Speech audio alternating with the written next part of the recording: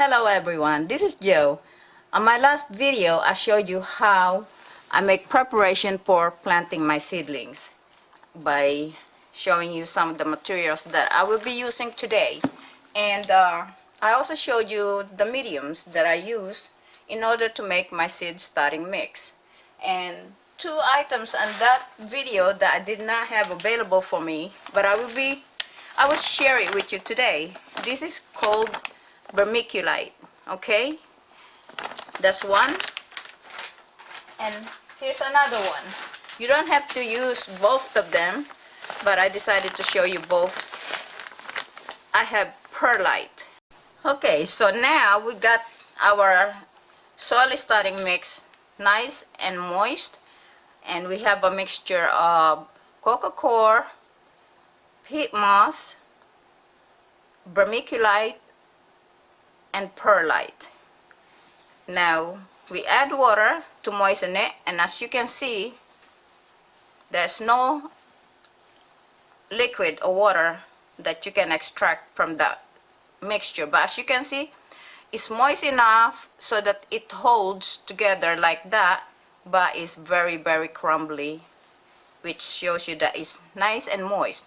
Now once we plant the seeds in it, we will give it a little bit more of moisture, just because if we are going to use this cells here, this will absorb some of the moisture. Give it a little push just to make sure we have enough soil in there so that the seed feels nice and snug.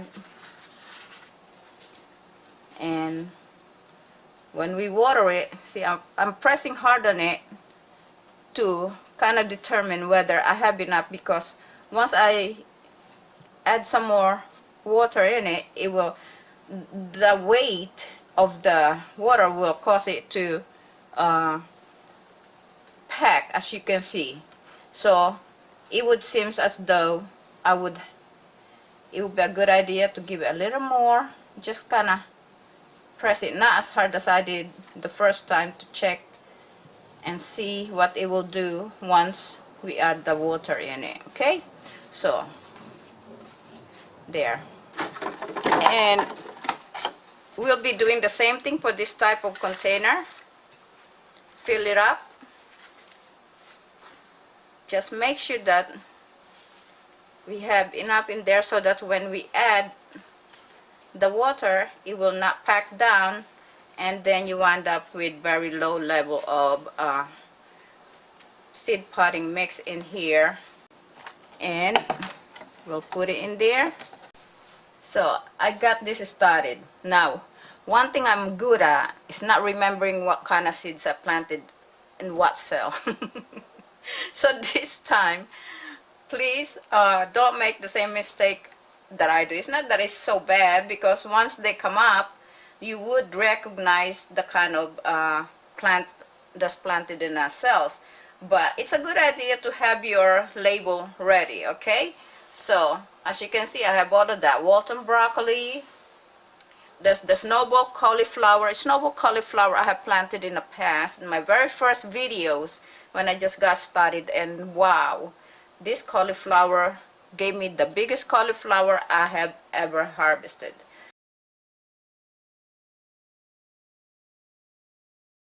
So as you can see, I have my soil all prep ready in the cells for me to plant. Over there I have the red Marconi, as you can see, and the label is ready. And okay, now Ray, please, I will not be able to pronounce this as well as you do, so pardon me. I will try my best. I believe this is Pusa Juwala pepper. Okay, it's a very good looking pepper, and you know me, I like spice in my food. So red Marconi, cauliflower, broccoli, and Detroit beet. I had never planted Detroit beet before, but I'm gonna try it this time.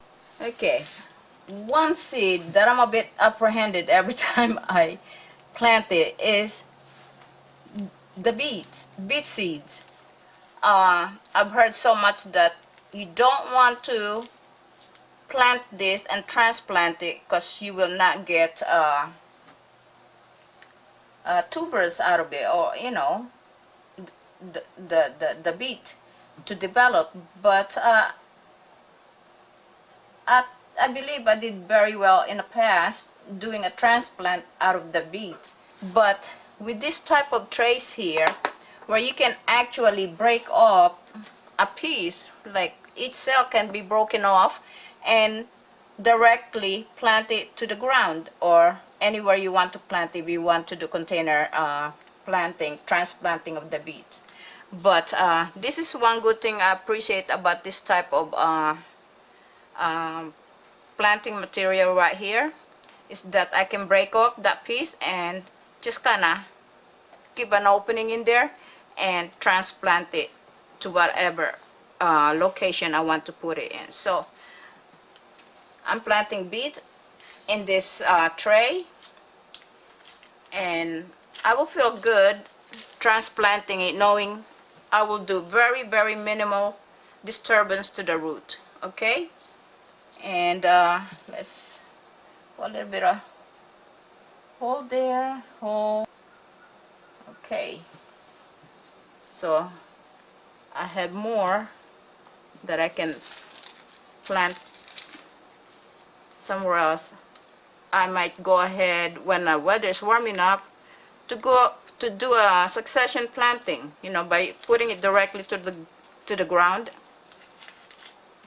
But I'd like to get a head start and plant some in a tray so that I could transplant it when the weather is nice and warm. Okay, so these are my Detroit beets right here, and we'll put the label right there. So now I got this tray planted. I will add a little bit more water in it because yeah, the soil is moist, but you can use a little more moisture in order for the seed coat to soften up, and therefore your seed, little seedling can emerge a little more at ease, because the seed coat is not very hard and you don't have to struggle to go through. So it's a good idea to make sure that you provide enough moisture. Okay, so I'm going to water that a little more. Now I'm gonna continue and plant on this tray, and as you can see, what I like about this tray is I will have lid for it that will create a micro climate suitable for these seeds. And the reason why well, you don't have to do the same thing. Of course you will plant the way you want it to, but I chose to use the plastic tray for the peppers simply because I would like to transplant the pepper in a bigger container to allow it more growth before I actually transplant it directly to the ground. Okay, one type of pepper, the Juala pepper. I don't know if I'm pronouncing it correctly at all. Well, let me give you the spelling of that just in case you're interested. It's Pusa, P-U-S-A, Juala, J-W-A-L-A, pepper. Okay, that's the seed I purchased from Ray. So if you're interested on purchasing seeds without spending too much money,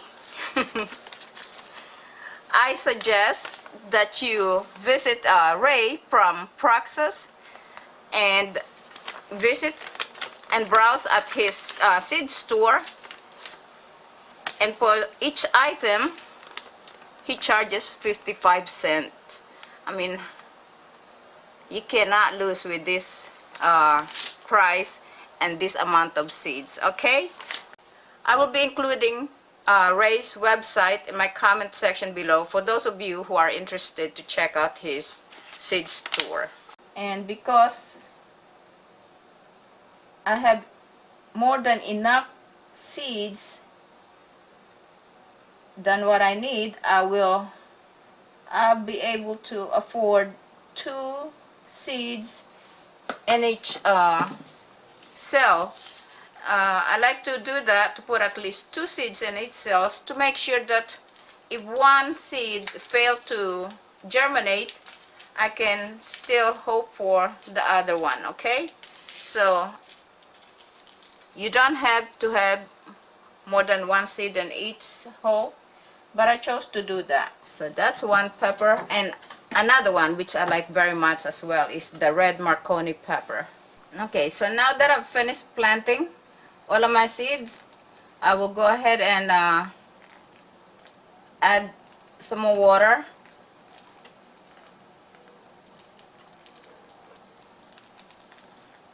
I really feel like I could do better than this watering can that I'm using, but right now this is all I have, so I'm going to use it. But I like the way this watering can works for me. I want it to come out like a very gentle shower, and any excess moisture or liquid will drain through, and you want to go ahead and get rid of that so that your seeds are not sitting in too much moisture or water. Okay, so anything that seep through the containers, just go ahead and get rid of it. And let's check this one out. That as well does not have too much, and the moisture level I could feel is just right. There you are. I got my seeds planted, and I'm going to put this in an area where it can get sufficient amount of warmth and heat in order to germinate. On this tray of seeds, I have my heat lamp over it to keep it warm. Okay, that's one source of warmth whenever I start my seedlings early in the season, and we are in late January now. But I believe this is January 23rd, and most of these seedlings I have to start early so that it could develop enough height and strength for transplanting. And as you can see, I put a plastic cover over it so that I could keep the moisture in until I see any seedlings emerge from the soil, and then I will go ahead and take off those plastic cover. This is another source of heat and warmth that I provide my seedlings. This is the heat mat. These two, soon as I notice any seedlings emerge, I will open the air vent in order for it to be able to circulate some air and dry up those moisture accumulation. Okay, and here's another source of heat, the grow light itself. The top of it is very warm to touch, and what I have here is a tray of seeds. This is actually the snow peas that I have there, and at this point it is providing the heat. It is the source of heat for the seeds in the tray, and so I have that very low in order for the seeds to benefit from the heat coming out of this grow light, and I could feel the warmth of it. And you can also place, make sure it's not very heavy. I mean, it can hold a good amount of weight, but I suggest you put something light over it if you're gonna make use of the heat that's emitting from the top of the grow light. So the grow light itself is not only to provide it the light that it needs in order to photosynthesize and to grow. It can also provide the heat that it needs. Okay, so I have all of my seedlings planted and they are well provided with the warmth that they will need in order to germinate, and I will give you an update soon as I see any seeds emerge from the soil.